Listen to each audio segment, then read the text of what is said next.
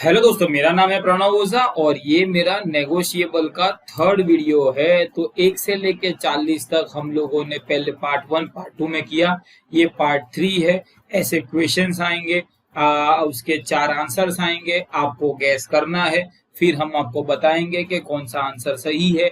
चलो थोड़ा सा एक चैलेंज कर लेते हैं, देखते हैं आपके कितने मार्क्स आते हैं। अगर आप ये चैनल पे पहली बार हो तो इसे सब्सक्राइब कीजिएगा।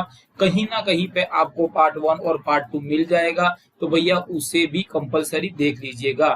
तो ये क्वेश्चन ऐसा है, अब टाइम नहीं वेस्ट करता हूँ। ये प्रेजेंटेशन, ये मटेरियल आपको कहाँ से मिलेगा, सारा का सारा लिंक डिस्क्रिप्शन में है, तो वहां से आप चेक कर सकते हो। Which of the following is not justified ground of dishonouring the cheque. तो ये कौन सा ग्राउंड है जहां पे चेक को डिसऑनर नहीं किया जा सकता। अब यार सबसे पहले the cheque is post dated और पहले प्रेजेंट कर दिया तो बैंक बोलेगी कि यार नहीं, हम इसको डिसऑनर कर देंगे। तो the cheque is post dated presented तो बैंक उसको ना बोल देगी। The bank has sufficient but the funds are not proper applicable towards the payment, लेकिन उसके लिए पैसे नहीं है, इफ तो भी ना बोल देगी। अगर उसको फटा हुआ है, लिखा कुछ है, काटा बेटा हुआ है तो बैंक ना बोल देगी। और लास्ट लिखा है कि अगर सही से शिद्दत से हर एक रूल रेगुलेशन को फॉलो करने के बाद आपने बैंक में पैसा दिया है तो बैंक उसको जस्टिफाई नहीं कर सकती कि भाई मैं डिसऑनर कर रही हूं। अगर बैंक के पास पैसे है, साइन माइन बराबर है, ऑल्टर नहीं किया है, तो बैंक को पैसा देना पड़ता है। क्या आप में से इसको पता था कि भाई इसका right answer 4th D point है?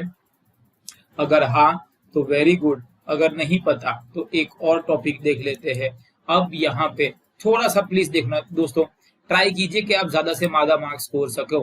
When the acceptor of an instrument is also the drawer, मैं ही ड्रॉ कर रहा हूं, मैं ही एक्सेप्ट कर रहा हूं, तो क्या मुझे नोटिस देनी चाहिए? Necessary, not necessary, not always necessary, but necessary some circumstances, और नन ऑफ द अबव। अब मैं आंसर देने से पहले एक बार आपको पूछना चाहता हूं, क्या ये सही है कि मैं ही ड्रॉ करता हूं, मुझे ही मिलने वाला है तो मुझे नोटिस देनी चाहिए? And the right answer is not necessary. क्या आपने ये गेस किया था? अगर हाँ तो वही बहुत अच्छी बात है। हम आगे चलते हैं, क्वेश्चन नंबर 43 पे आ जाएंगे। और क्वेश्चन नंबर 43 है, under section 97 of the negotiable instrument act, when a party to the contract notice of dishonour is dispatch is dead law. अब यहाँ पे when the party to whom notice of dishonour, मतलब आपने मुझे लिखा, अब भैया मेरा ही स्वर्गवास हो गया है, but the party dispatching the notice, आपको पता नहीं है, आपने तो नोटिस लिख के दे दी, ठीक है, तो क्या ये सफिशिएंट है? क्या ये नॉट सफिशिएंट है? क्या ये नल एंड वॉइड है? और क्या इसका नन ऑफ द अबाउट? थोड़ा सा बोलते हो नन ऑफ द अबाउट तो नहीं आएगा। आपको पता नहीं था कि यार मेरे साथ ऐसा हुआ है, आपने जो नोटिस दी क्या वो सही है? And the last answer is जी हाँ वो सही है। आपको पता होता और नोटिस दी तो नल एंड वॉइड आता। तो ये थोड़ा सा डिफरेंस है। अब देखते हैं आगे कितने क्वेश्चन है और क्या ये आपको आ जाते हैं कि नहीं। अब यहाँ पे जाते हैं हम लोग 44 पे, और 44 पे लिखा हुआ है, As per section 147 of the Negotiable Instrument Act 1881, every offence punishable under the act are, खाली जेल, खाली फाइन नहीं होता, जेल भी हो सकती है, तो उसे कंपाउंडिंग, नन कंपाउंडिंग, कॉग्निजेबल या बोथ ए एंड बी, तो फाइन और जेल दोनों साथ में होता है, तो इसे क्या बोलेंगे? And the right answer is compoundable बोलेंगे बेटा। क्या आपका ये राइट था? Because it can be compounded with fine, penalty, prosecution और बोथ, मतलब पेनल्टी एंड प्रोसिक्यूशन बोथ, उसे कंपाउंडिंग बोलते हैं। तो ये हमारा 44 हो गया। अगर ये राइट पड़ा था, कॉन्ग्रेचुलेशंस। नेक्स्ट वाला देख लेते हैं। नेक्स्ट वाला क्या लिखा है यहाँ पे, dishonour by non acceptance takes place. ये नॉन एक्सेप्टेंस कब होता है? When draw is not found, मैंने तो ड्रॉ कर दिया, मैंने तो आपको लिख दिया, आप ही नहीं मिल रहे हो तो। या नेक्स्ट क्वेश्चन है ड्रॉ इज इनकम्पिटेंट, मतलब वो है इंसॉल्वेंट है, बराबर उसका कुछ होने वाला नहीं है, तो भाई ऐसे भी डिसऑनर होने वाला है, ड्रॉ इज इंसॉल्वेंट।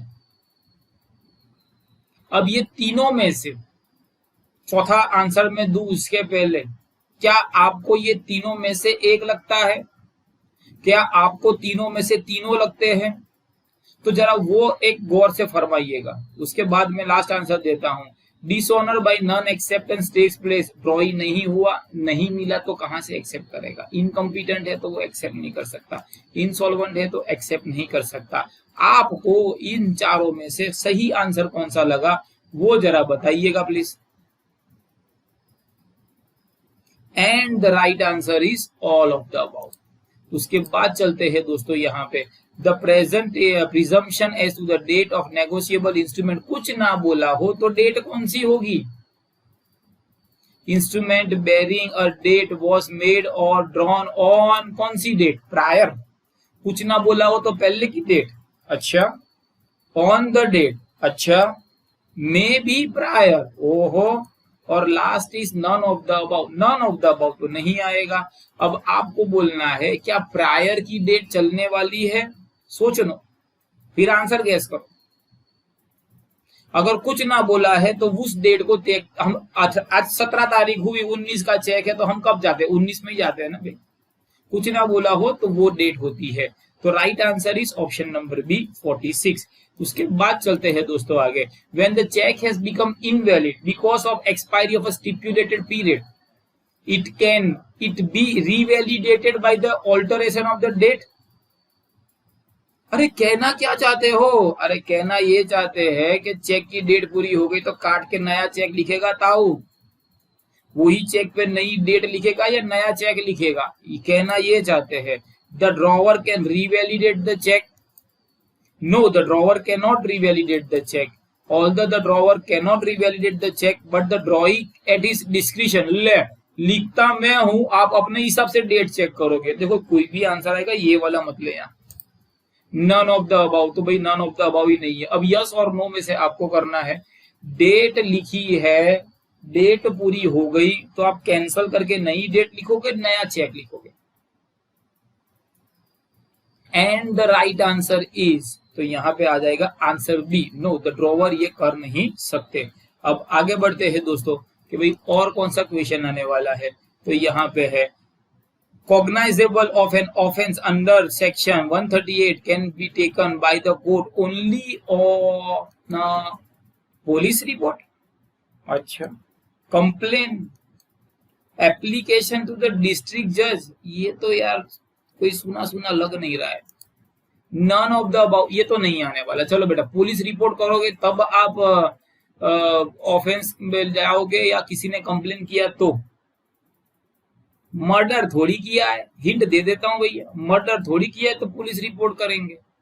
पैसे नहीं मिले तो कंप्लेन करेंगे।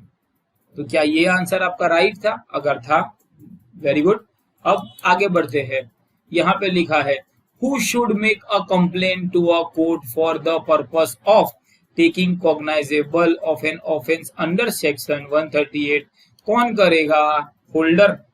देखो यार, ऐसा है कि जिसको दर्द होता है वो करेगा in due course. Any person who is set entitle to payment. आपने मुझे फीस भी, बोले सर आपके क्लासेस अच्छे हैं, हम आपको ज्वाइन करना चाहते हैं, आपने पैसे दिए, हमने वीडियो लेक्चर दिया, हमारा जो प्राइवेट ग्रुप है उसमें आपको ऐड कर दिया। Any person who is entitle to get payment the pay, बराबर, और ऑल ऑफ दिस। तो मतलब ऐसा है कि सब तो हम लोगों ने प्रॉपरली कर दिया था। आपने पैसे दिए, मटेरियल भी दिया, लेक्चर्स भी दिए, सारा दिया, आप खुश, मैं खुश। ये क्लियर हुआ। अब यहाँ पे क्वेश्चन है, the holder in due course of the cheque, any person who is entitle to get payment, the pay, या ऑल ऑफ दिस। कौन कंप्लेन कर सकता है? जिसको दर्द होता है। होल्डर इन ड्यू कोर्स को दर्द होगा, जिसको पैसे मिलने वाले थे उसको पैसे नहीं मिले उसको दर्द होगा, ड्रॉवर, ड्रॉई और पे। तो मतलब यहाँ पे पेई भी मतलब पेमेंट ही कर रहा है तो वो भी हो सकता है। तो कौन सा आंसर आएगा? ऐसे तो मैंने हिंट दे दी है, लेकिन फिर भी आप सोचो। फिर एंड द आंसर इज सब लोग कर सकते हैं। नेक्स्ट जाते हैं, a complaint against an offence under section 138 of the negotiable instrument act 1881 must be in writing. और तो ये तो छोटे बच्चों वाली बात थोड़ी है, किट्टा फिट्टा कर दिया, तेजा तेरे से बात नहीं करना, जो भी होता है लिखे, ओरल और इन राइटिंग, तो ये बोल के तो किट्टा फिट्टा नहीं होता है। Must be in writing containing a declaration that he has consent of filing, और लास्ट लिखा है नन ऑफ दिस, तो नहीं आएगा, राइटिंग में आता है। और राइटिंग के साथ साथ डिक्लेरेशन ऐसा कुछ नहीं होता है, कंप्लेन है तो कर दे भाई, चल बात पता। तो कौन सा आएगा, मैंने ऐसे ही बता दिया है, वो पहले वाला आ जाएगा, बराबर है, जो 50 वाला ए वाला है, it must be in writing. अब उसके बाद चलते हैं यहाँ पे 51, the liability under section 138 of the negotiable instrument act 1881 is civil liability. जी नहीं, ये तो क्या डिवोर्स का केस थोड़ी है, जेल जाएगा ताऊ, क्रिमिनल लायबिलिटी है, दोनों नहीं होता बेटा। तो ऐसे तो मैंने आंसर बोल ही दिया है, तो फिर आगे अभी जाने का जरूर नहीं है। A post-dated check remains only a bill of exchange till the date on its face, and from the date it becomes a check being payable on demand। क्या ये सही है, मतलब क्या ये? मैंने आज से 2 महीने बाद का चेक दिया, तो हम तो गुजराती है, तो गुजराती में कहावत है, उगरानी जेवी कोई रानी नहीं, उसको देख के खुश होया करो। जब तक 2 महीने नहीं हो गए, तेरे लिए कागज का टुकड़ा है। जब 2 महीने हो गए, सुबह नहाइयो भी नहीं, सीधा बैंक में जाइए, उसको डिपॉजिट कर देना, तो ये बात तो सही है। उस दिन पे वो पेएबल ऑन डिमांड हो जाता है, ट्रू फॉल्स दोनों नहीं होता है, ठीक है। तो ये 52 वाला हो गया। क्या आपने राइट गेस किया था? A drawer of a bill of 500 payable to the order of A, B accept the bill लेकिन subsequent dishonoured by non payment. A ने बी पे केस कर दिया कि जज साहब बी ने मुझे पैसे नहीं दिए। बी ने प्रूव करके दिया ये 500 का नहीं 400 का है। अब बी ने प्रूव करके दिया है, वो लाइन जो लिखी हुई है, बी ने प्रूव करके दिया ये 500 का नहीं 400 का है, तब क्या हो जाएगा, कितने पैसे देने पड़ेंगे? 900, 500, 400, 100। 100 नहीं आएगा, बोल देता हूं, तीनों में से ऑप्शन बोलो आप। And the right answer is 400 रुपये। उसने प्रूव करके दिया ना कि भाई मैंने इतना ही एक्सेप्ट किया था, जो एक्सेप्ट किया था वो लायबिलिटी हो गई। नेक्स्ट क्या लिखा हुआ है यहाँ पे mister M drew a cheque amounting to 2 lakh payable to N and subsequently delivered to him after receipt of the cheque. N endorse the same to C but kept it in his safe locker. मतलब मैं M हूं, मैंने check लिखा, आप N हो, आपको दे दिया। N ने वो पैसा सी को देना था लेकिन ड्रॉवर में रखा था, सी को देना था, सी के हाथ में नहीं देखा। एन डज नॉट सी, उसने मिला नहीं। आफ्टर सम टाइम एन की डेथ हो गई, तो क्या ये एंडोर्समेंट है? बैन नहीं है। उसके मैंने किसी लड़की को मन में हाँ बोल दिया, तो क्या मेरी उससे शादी हो गई? नहीं, जाके बोलना पड़ता है, पूछना पड़ता है भाई। तो एंडोर्समेंट कब होगा? जाएगा देगा तब होगा। ऐसे एग्जांपल थोड़ा सा और था लेकिन दिमाग में डालने के लिए सही था। प्लीज यार इस पे कमेंट मत करना, सर क्या बात कर रहे हो, छिछोरे कहीं के, ऐसे करके तो ये चीज हो जाती है। और यहाँ पे लिखा हुआ है कि भाई yes it is endorse as P become holder, no it is not dishonoured, yes it is endorse, no वाला आंसर आ जाएगा। तो बी और डी बोलो। No it is not endorse as P does not become the holder of the cheque. Obviously P के हाथ में कुछ आया नहीं है, तू होल्डर है नहीं है, तेरे पास चेक है नहीं है, तो कहां से तुझे पैसे मिलेंगे? तो बी आंसर आएगा। 55 offence committed under the negotiable instrument act can be compound. ये आ गया ना, ये आ गया कंपाउंडेड ही होता है, बराबर है, ये आ गया शायद। 56 while drawing a bill of exchange, a person whose name is given in addition to the drawee who can be resorted in case of need is called। ले, ये तो जमाई राजा हो गए, जिसका नाम लिखा है वो, तो क्या हो जाएगा? एक्सेप्टर फॉर ऑनर, ऐसा नाम नहीं सुना। Drawee in case of need, नहीं। Given in addition to the drawee, addition to the drawee drawer नहीं होता, बराबर। Addition to the drawee, drawee accept करता है तो एक्सेप्टर आएगा। फिर नेक्स्ट लिखा है डेज ऑफ द ग्रेस, ये तो बड़ा सिंपल है, 1 2 3 तो 3 बराबर, तो इस पे ज्यादा टाइम नहीं ला लेंगे। The date of maturity of a bill payable 100 days after sight and which is presented for sight on 4th of May as per provision of the negotiable instrument act, as per the provision of the negotiable instrument act 13th August, 14th August, 15th August, 16 August। यार ये मैं नहीं करवाता, ये जरा देख लेना, 100 दिन गिनने पड़ेंगे। अगर 15 अगस्त को आता है तो उसके पहले का दिन ले लेने का। a draw of a bill on B accept the bill without any consideration, this bill is transferred to C without any consideration, C transferred to D for value। अब बोलो, सी ने ट्रांसफर किया डी को, तो डी जो है वो जमाई राजा हो गया। डी कैन सी हुए ना ना, हाँ ये सी वाला आंसर आ जाएगा, बिकॉज जिसने पैसा लिया holder in due course is liable to all the prior parties. ठीक है, डी कैन नॉट सी, उसने तो पैसे लिए, कहां से नॉट सी, बराबर है।